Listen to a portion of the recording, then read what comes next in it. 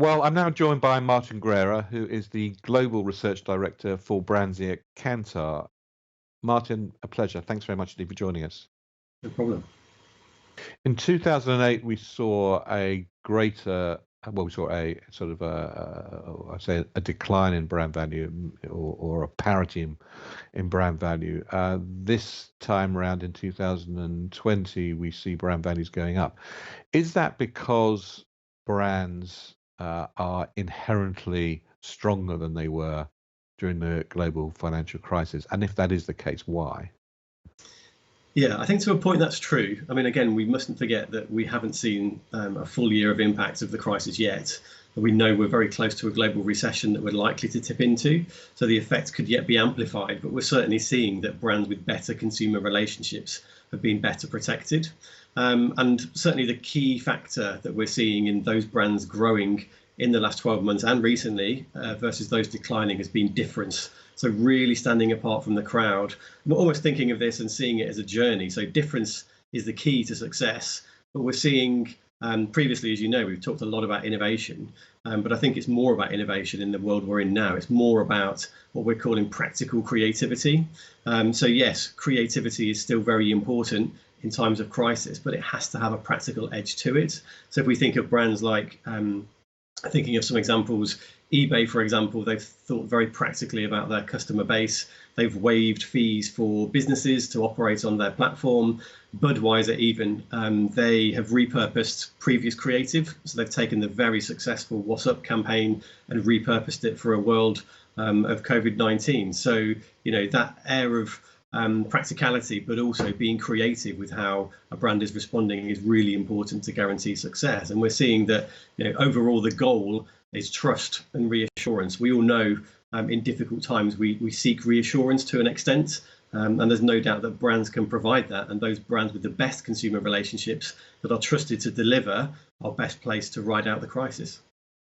Looking at those categories in 2020 that have declined versus those categories that have increased, again, look at it from a cross-category perspective. What observations and learnings come out of it? Yeah, it's interesting because I think if we look at the categories that have seen the biggest hits in terms of brand value in 2020, perhaps no big surprise that financial services are there. Economic uncertainty is obviously prevalent at the moment, which has had a big impact on those brands. And the same goes for telcos to an extent. I mean, we know a lot of the telcos are reliant on their B2B interactions, and clearly, you know, business has suffered greatly at this time. So that's been another reason. On a more sort of practical level, the impact of the lockdowns has obviously impacted the fast food sector.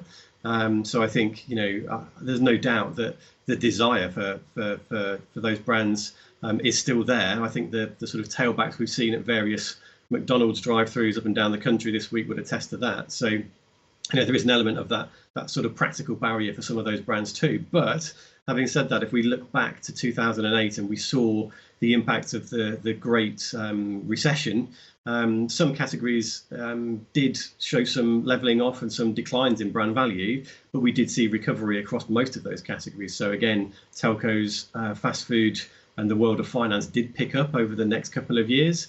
Some categories, no doubt, continued their declines. So the car market being one obvious example, which we're still seeing now. But even within the car market, we've seen a brand like Tesla continuing to drive value. So the bottom line is, whatever your category, whatever your circumstances, however the category is being impacted, it is absolutely still possible to find growth in any of those categories that I mentioned, if your proposition, your offer, your marketing support, your long-term investment is right.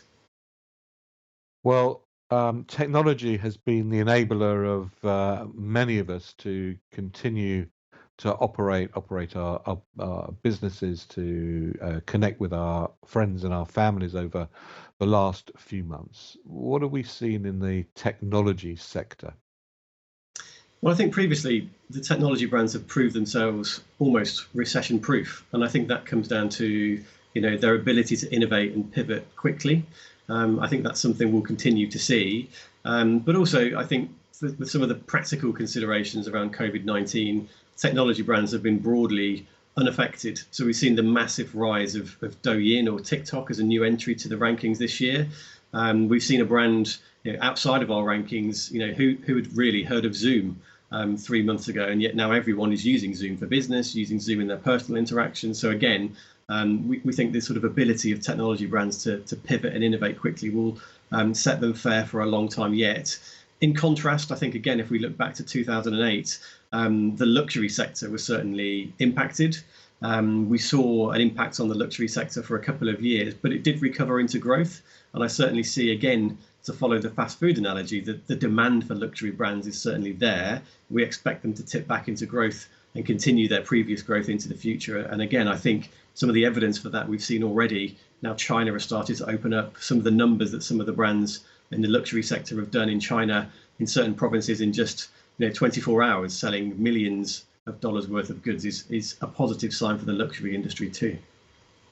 Now, we talked a little bit about the importance of difference in terms of that being the major sort of discriminator for growth in difficult times. But it's not just a discriminator for growth, it's also a discriminator for sustaining margins.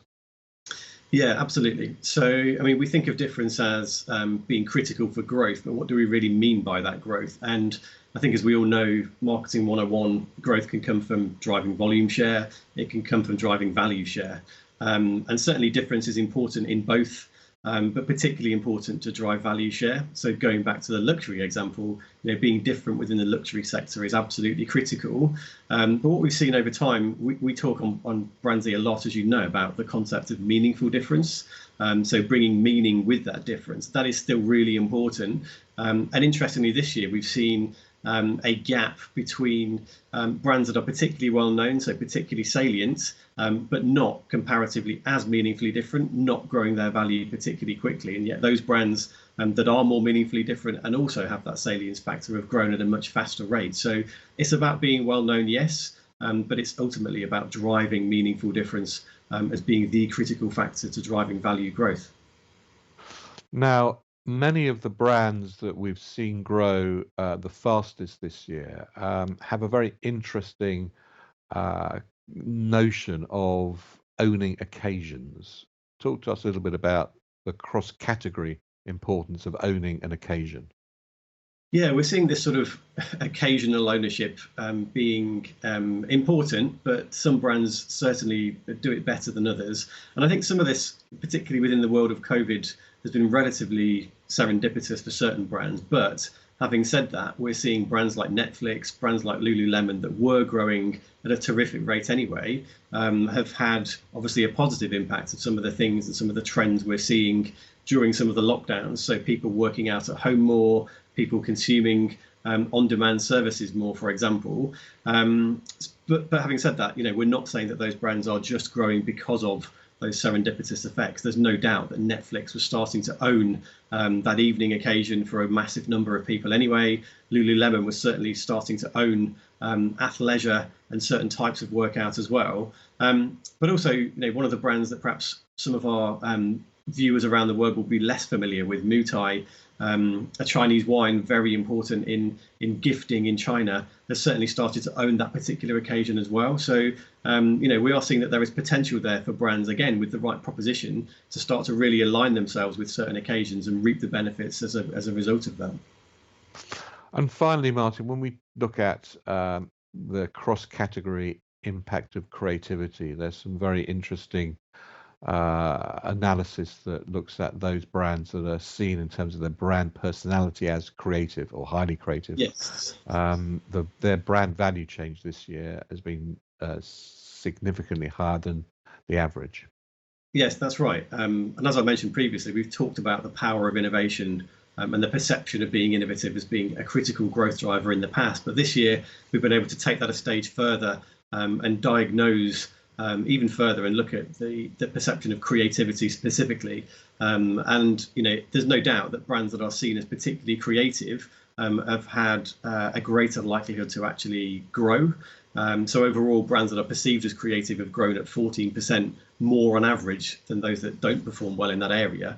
To give you some examples, Adobe, YouTube, Lululemon, we mentioned earlier, TikTok has been a fantastic example of the power of creativity and something different within an already established sector. That's a brand that's had a fantastic year, powered by creativity, powered by difference, and that's why it's one of our one of our new entries for the year, rather.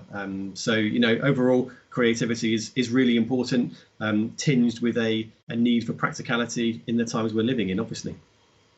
Well, Martin Guerrieria, thank you very much indeed for that.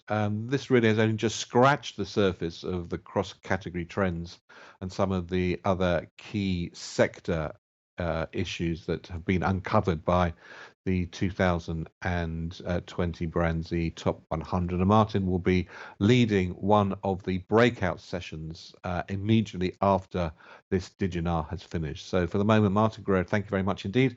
And we look forward to your session starting when this broadcast ends. It will be a tremendous session, so don't miss it. Thanks very much indeed. Great. Thank you, David. Always a pleasure.